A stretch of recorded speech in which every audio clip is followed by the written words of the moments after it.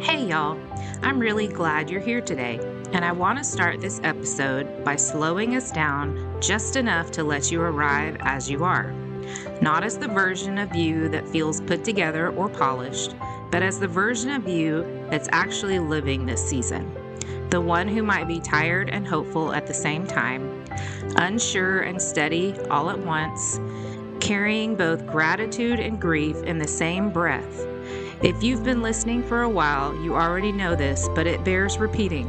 Healing rarely happens in neat chapters, and it almost never follows a timeline that we can predict or control. One of the hardest things about healing is that life doesn't pause for it. Even when something inside you feels tender or unfinished, even when you thought you might have more time to rest, process, or catch your breath before being asked to show up again, life simply keeps moving.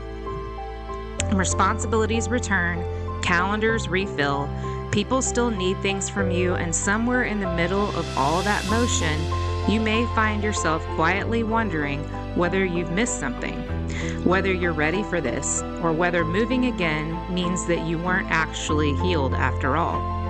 If you felt that tension, the pull between wanting to honor the work you've been doing internally and needing to keep your life going externally, I want you to know that you're not doing anything wrong. This episode isn't here to rush you forward, and it's not here to put you back in motion before you're ready. It's also not an attempt to tie a bow around anything or pretend that everything is fine now. Instead, it's an honest acknowledgement of something deeply human and quietly lived. Healing doesn't stop just because life starts moving again. This episode marks a shift, not into urgency or hustle, but into a season where healing and living are happening at the same time. And if that feels complicated, messy, or hard to measure, you're exactly in the right place.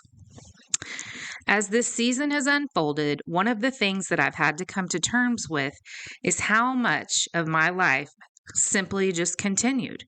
Even while parts of me were still trying to catch up emotionally, I'm still a church administrator, still coordinating details, supporting our leaders, and responding to needs, holding together the quiet systems that allow our ministry to function.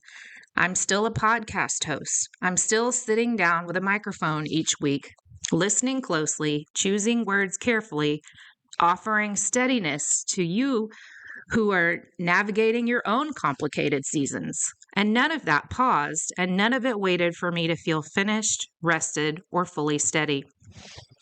There are days when that reality has felt grounding, a reminder that I was still connected to purpose and community. And there were days where it's felt disorienting, when I wondered whether continuing to show up meant I was skipping steps or bypassing something important inside myself.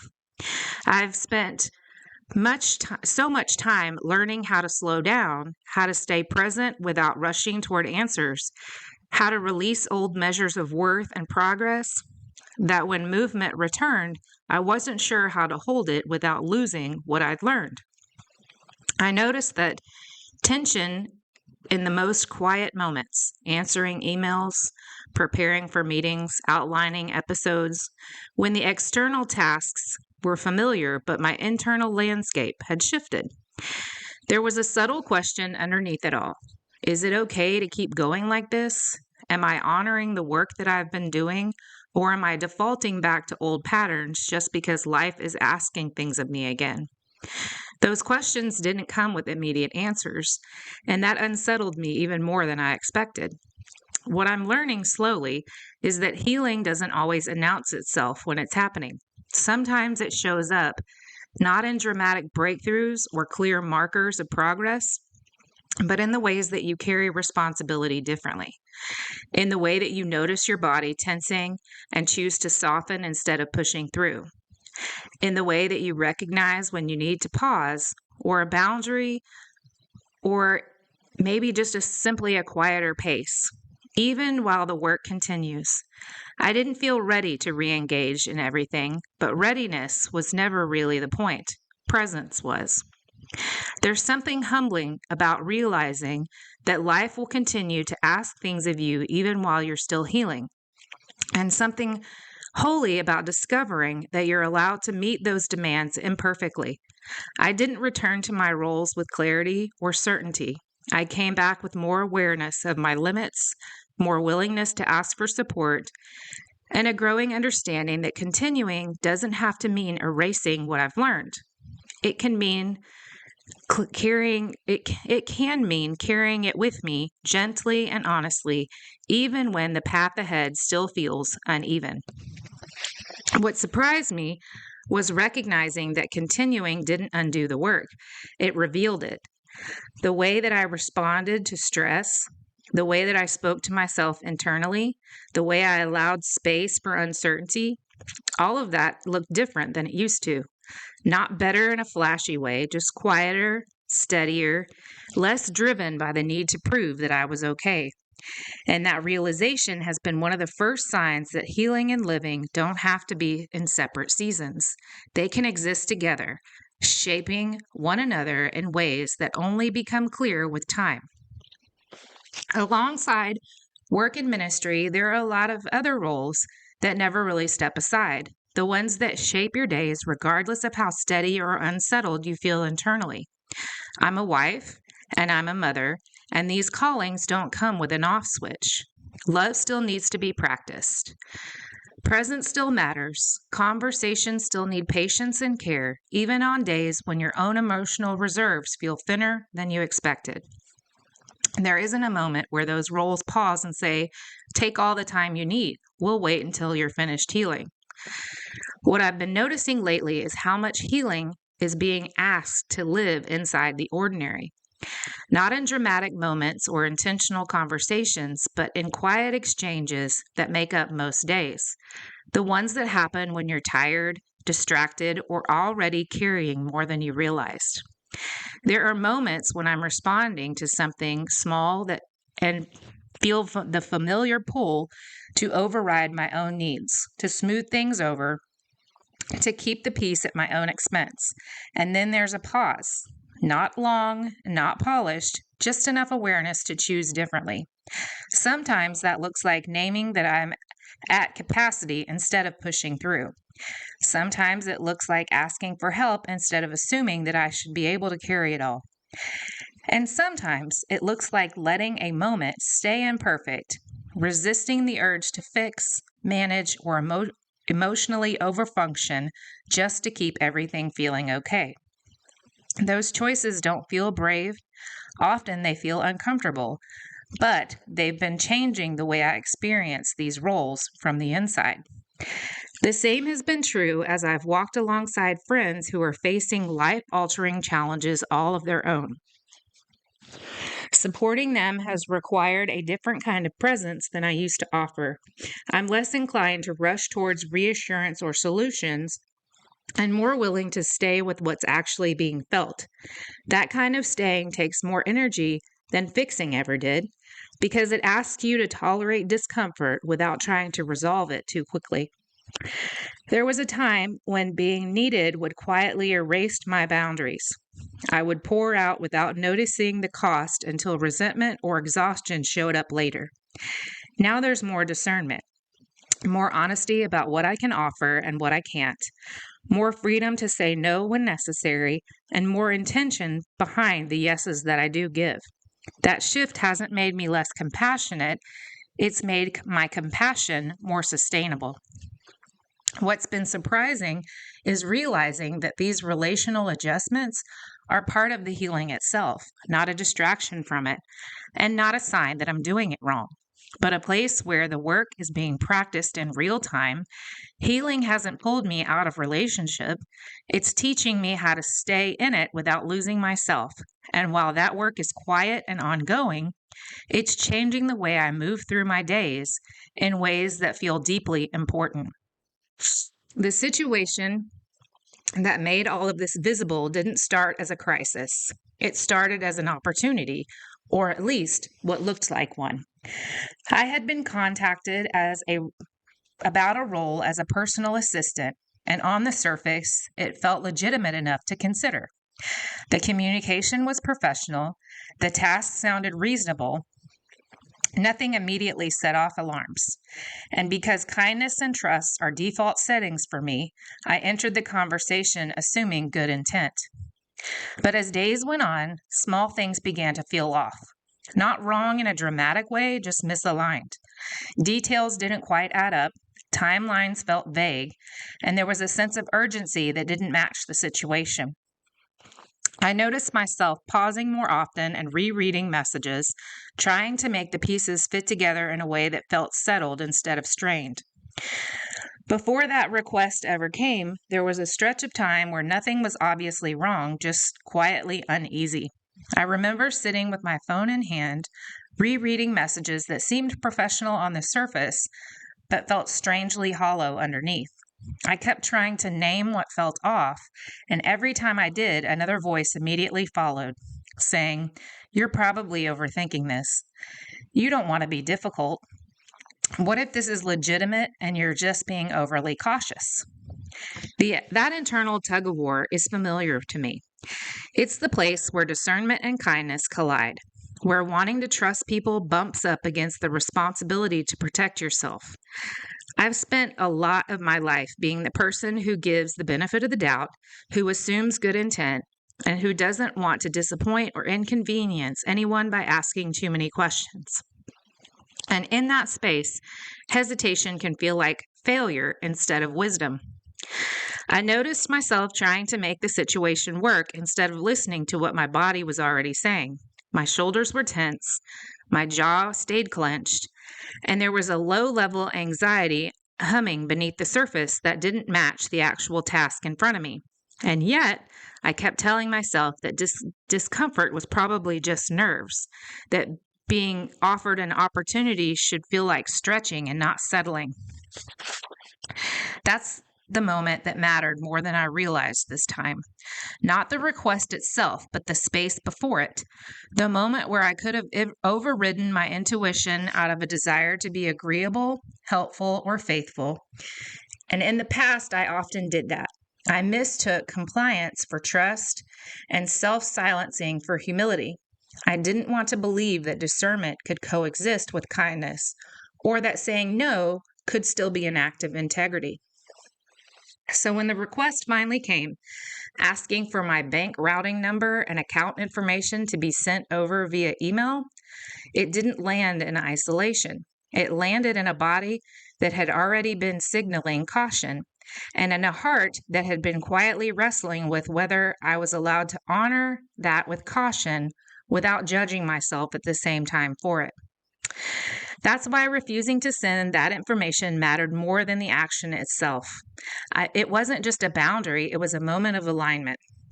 A choice to trust that what I was sensing instead of dismissing it. A decision to believe that protecting myself didn't mean I was becoming suspicious, hardened, or unkind. It meant I was learning how to let wisdom and generosity coexist instead of forcing one to cancel the other out. The moment everything shifted was when I was asked to send my bank account number and routing number via email. I remember that exact feeling in my body when I read that request, a tightening in my chest, a drop in my stomach, and the kind of internal pause that says, something isn't right here. And in the past, I might have talked myself out of that feeling. I might have responded my way through it, assuming that I was being overly cautious or difficult. But this time, I didn't override it. I stopped. I refused to send that information. And even though I didn't yet know the full scope of what was happening, I knew enough to say no. What followed was a series of conversations that revealed just how different this moment could have been, and how different it actually was. My friend Rachel called me almost immediately, and as we talked, she began naming the red flags that I was already sensing but hadn't fully articulated yet. She wasn't panicked, and she wasn't judgmental. She was attentive, deeply in tune with the way that my mind tends to turn inward when something goes wrong. She named, before I could even say out loud, my instinct to be upset with myself for not realizing what was happening sooner. She reminded me that discernment doesn't always arrive all at once, and that kindness and trust are not failures simply because someone tries to exploit them. Around the same time, John called me on his drive home. His voice was steady, grounding, and familiar in the way that immediately slows my nervous system down. He didn't rush me. He didn't minimize what I was feeling. He helped me think clearly, step by step, staying with me in the uncertain instead of jumping ahead to the worst case scenarios. I didn't have to hold the weight of figuring it out on my own, and that alone changed how my body carried the moment. Then the call that confirmed what we were beginning to suspect. I reached out to the legitimate employer that I thought I had been hired by, the real organization that the scam had been impersonating, and I learned that I wasn't the only one. Several other people had already called them with the same story, the same messages, the same request for personal information, and that confirmation brought both relief and a new kind of urgency. What I had sensed internally was now real, tangible, and shared. From there, everything shifted into action. We contacted the local sheriff's department and learned something sobering, that because participation in situations like this often happens willingly, under the belief that someone is doing legitimate work, there isn't always clear legal recourse. We then contacted our bank and we contacted vendors. We reported the situation to the job board where the listing had appeared, and each call required explaining the situation again, staying calm, answering questions, and managing the emotional undercurrent that this could have gone so differently. After everything was reported and the calls were made, there was a moment when the adrenaline wore off, and that's when the emotional weight really hit. Not panic exactly, but a quiet crash, the kind that comes when your body realizes the immediate danger has passed and there's finally room to feel what you've been holding at bay. I remember sitting still and replaying everything in my head. The messages, the timing, the small details that didn't quite add up. And almost immediately, my mind turned inward in a familiar way. You should have known sooner. You're smarter than this. How did you miss it? Those thoughts didn't come loudly. They came softly, disguised as responsibility, as accountability, and as the belief that I could just locate the exact moment that I failed, and I could somehow protect myself from ever being there again. That's always been a reflex for me, the same self-blame masquerading as wisdom. There was a temptation to believe that kindness was the problem, that trust was the flaw, that generosity made me naive instead of faithful. And in that space, I could feel how easily compassion for others can quietly turn into punishment for yourself. How quickly you can decide that the safest version of you is the one that's more guarded, more suspicious, and more closed off. But even there, especially there, I wasn't alone. John stayed close in those moments, not trying to talk me out of what I was feeling, but refusing to let me rewrite the story in a way that erased who I actually am. He kept reminding me gently and consistently that discernment isn't instantaneous and that trust doesn't have an expiration date just because someone tries to misuse it. His steadiness didn't fix the discomfort, but it gave me something solid to lean against while the emotional waves passed through. Rachel, too, stayed present in a way that almost felt protective. She noticed when my language shifted and when my frustration with the situation began turning into frustration with myself.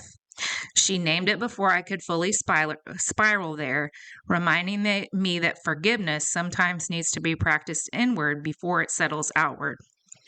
That being deceived doesn't make you foolish. That being willing to help doesn't make you irresponsible. That kindness is not something that you need to apologize for. And what struck me most was how my circle responded as a whole. There was no shaming, no subtle suggestion that I needed to be more careful next time in a way that implied my own fault. Instead, there was a shared insistence that this experience didn't get to shrink me, that I wasn't required to become harder, colder, or more guarded to be wise. They were clear about protecting what is the most tender and true in me, my generosity, my openness, my desire to serve, not because those things make life easier, but because they are part of how Christ is formed in me. Even so, self-forgiveness didn't land all at once. Around that same time, my sister Kathy texted me with some additional information, state and federal reporting steps that I hadn't even thought about yet. It was another quiet reminder that I wasn't navigating this alone and that protection can look like people stepping in with clarity when your mind is still catching up. I also had a long conversation with a trusted therapist, and she explained how it seems like these people used my social media to target me with stories about this person's wife passing away in the same month that my dad did, and wanting to carry forward his wife's charity work. And so that was another emotional way that they manipulated the situation. And what I noticed slowly, and am still working on, is that I wasn't trying to punish myself in the way that I used to. The old urge to spiral, to withdraw, to quietly carry the same shame didn't take over. Instead, there was a space, imperfect, uneven space, where grace could enter, where I could say, I didn't know then what I know now, without turning that sentence into an indictment. That more than anything felt like evidence of something changing. Now that I handled, not that I handled everything flawlessly, and not that the experience didn't shake me, but that I allowed myself to stay connected to others, to myself, and to God instead of collapsing inward under the weight of it. It didn't harden. It didn't retreat. It didn't decide that love was too risky to practice openly. And that felt significant. Because if healing is meant to carry into real life, then moments like this, where it has to show up, not as perfection, but as presence, not as certainty, but as compassion that refuses to turn cruel when things get complicated, this wasn't a lesson I learned cleanly or quickly. It was something I had to sit with, breathe through, and allow others to help me carry until it settled into my body as something that was true. And through all of it, I wasn't alone. John stayed close. Rachel stayed attentive. Other friends stepped in quickly, not just to reassure me, but to protect something deeper.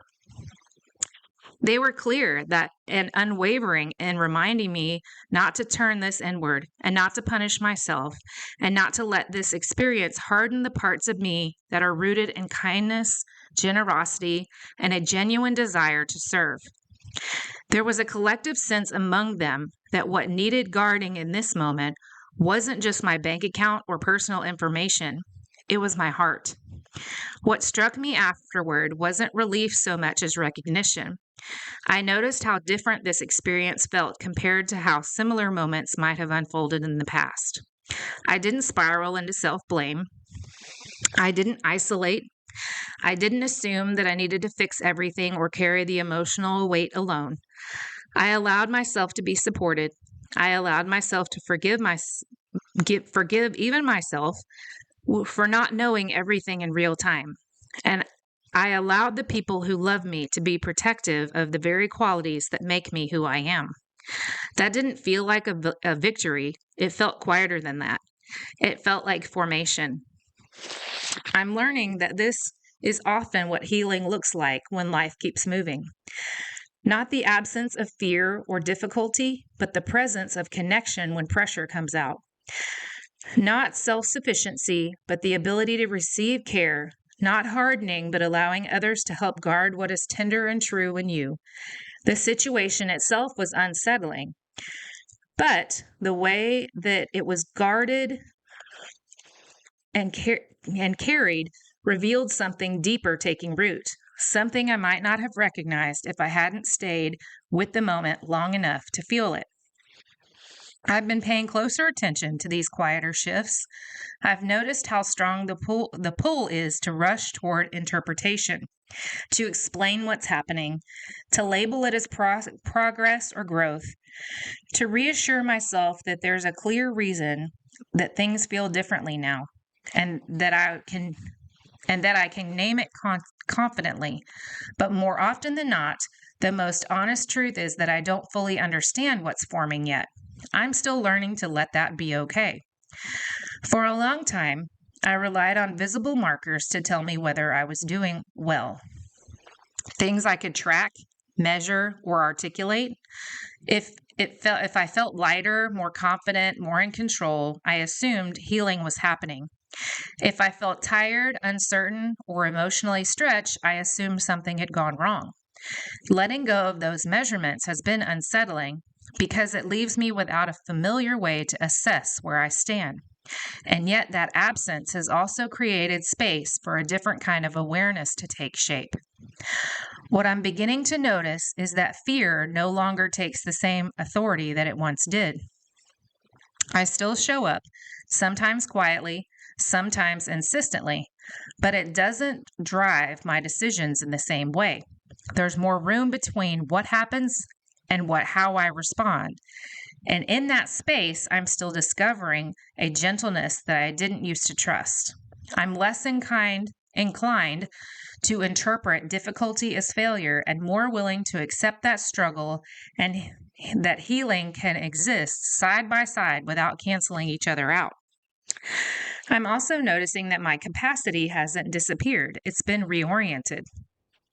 I still care deeply, and I still feel things strongly, but there's less urgency to fix, to prove, or to outrun discomfort.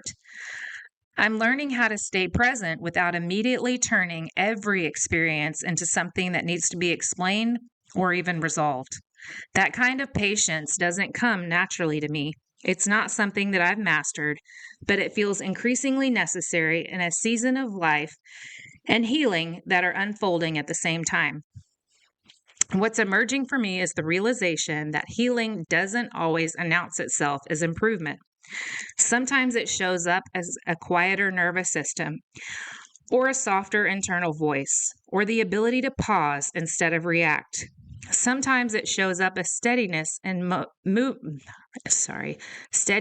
moments that would have undone you before, even though the circumstances themselves haven't changed that much. These changes are easy to overlook because they don't feel impressive or definitive, but they are deeply meaningful in the way that they reshape how you move through the world. I'm learning to trust this slower, less obvious work, not because it feels comfortable, but because it feels honest. Healing like this doesn't offer quick reassurance or clear endpoints. It invites patience, attentiveness, and a willingness to live without constant evaluation.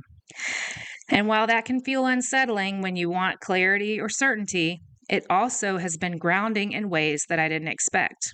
It reminds me that I'm not failing just because things feel hard again. I'm learning how to live differently within that hardness, and that shift, however quiet, matters more than I used to understand. Even with all these quieter shifts, there is still fear that shows up from time to time. And I want to stay with it a little longer because I'm not the only one who carries it. It's the fear that when things feel hard again, it must mean something has gone wrong.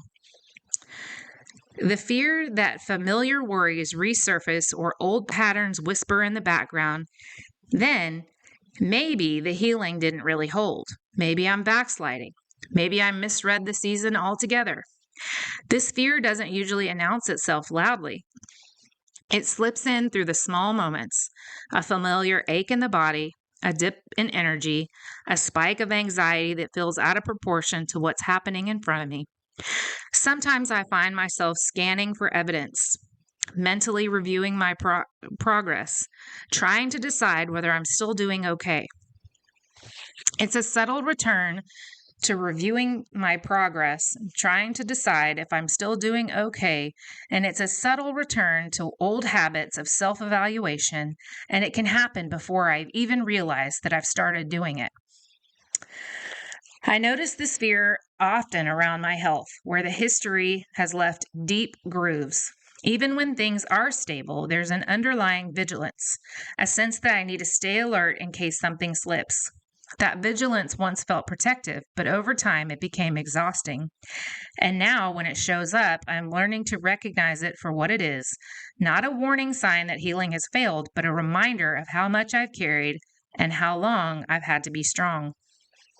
What I'm learning and relearning is that fear thrives in old measurement systems, the ones that say healing should be consistent, visible, and always moving upward. The ones that equate strength with certainty and progress with the absence of struggle. But those systems were never designed for real life. And they don't leave much room for a body or for a heart that remembers what it's been through. Growth doesn't erase vulnerability. Healing doesn't mean you stop noticing your limits, and being formed doesn't mean that you're finished. These truths sound simple, but they're surprisingly difficult to live out, especially when you've been conditioned to believe that resilience means never revisiting the hard places. I'm learning that the return of fear doesn't negate healing. It simply reveals where compassion and steadiness are being asked to be next.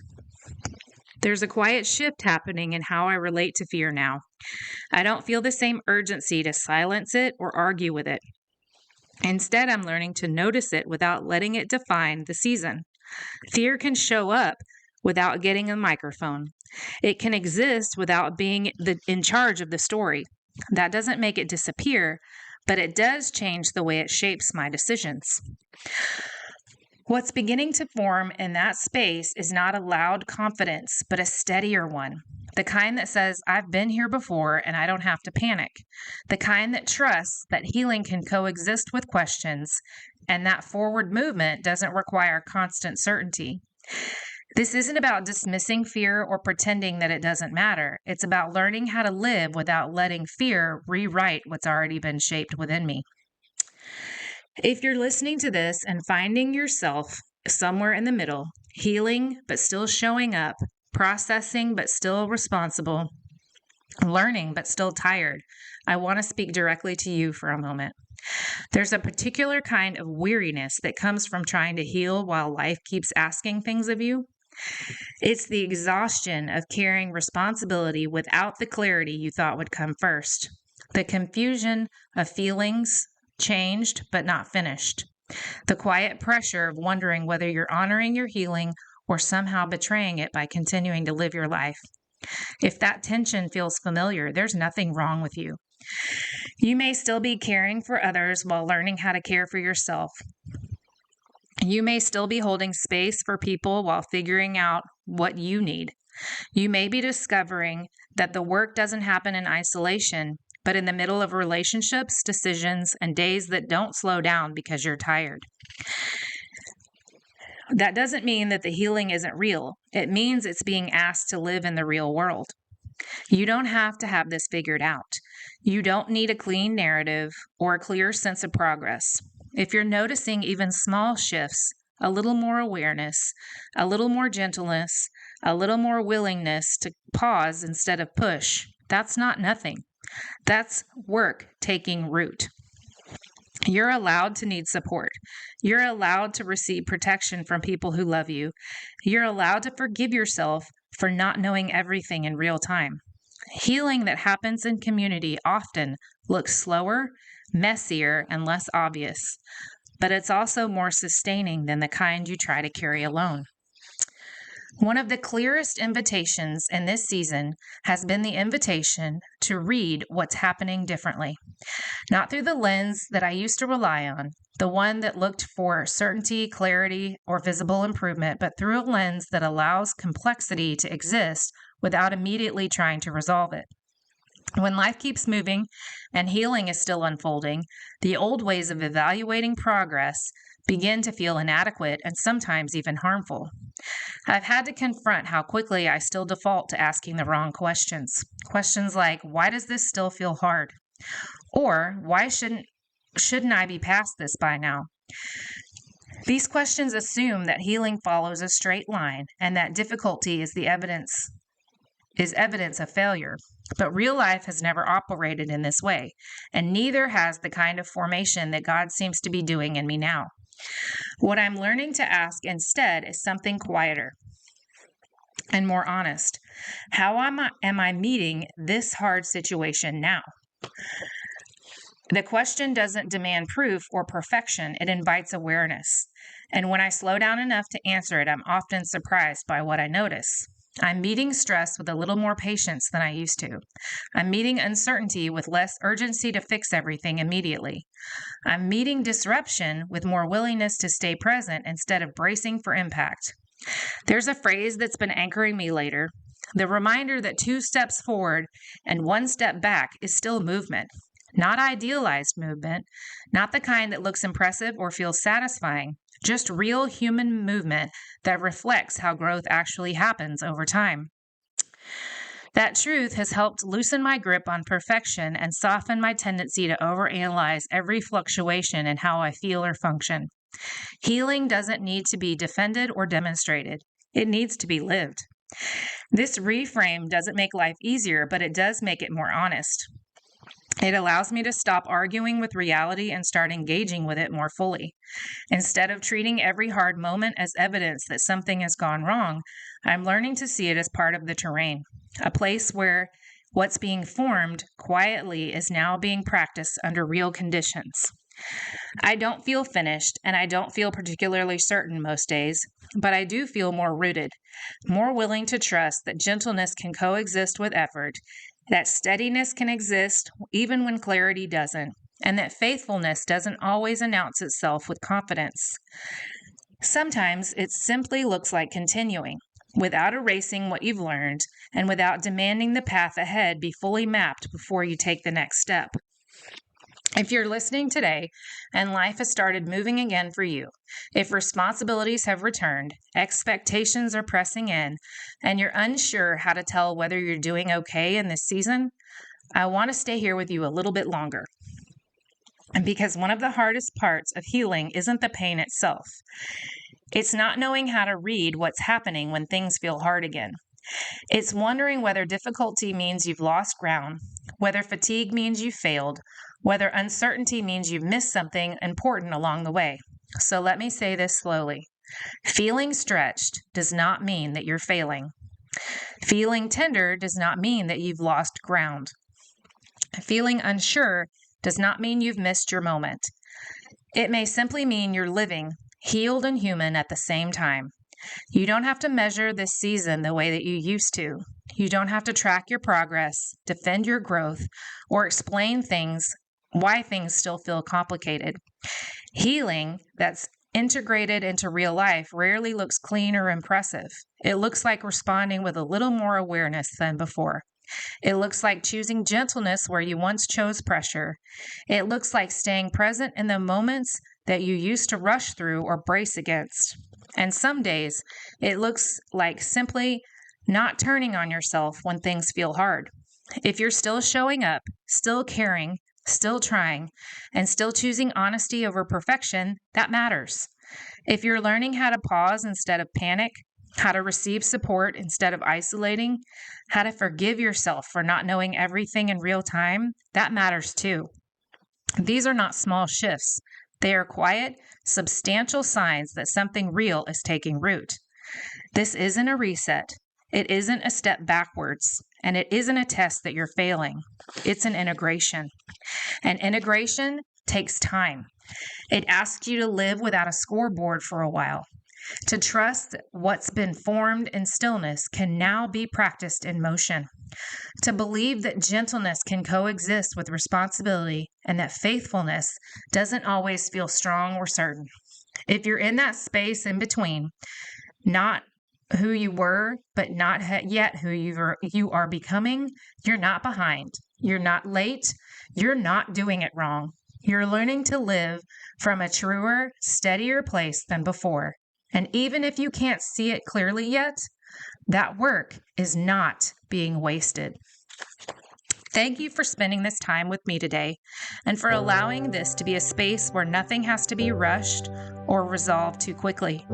I'm really grateful that you're here walking through this season alongside of me. New long-form episodes release every Monday with shorter devotionals on Thursdays for those who want to sit with Scripture in the midst of it all. And if you're someone who likes to process on paper, there are some optional companion resources available, always as support, never as pressure. Wherever this finds you today, I hope you leave feeling steadied and less alone. We'll keep practicing this slowly, honestly, and together.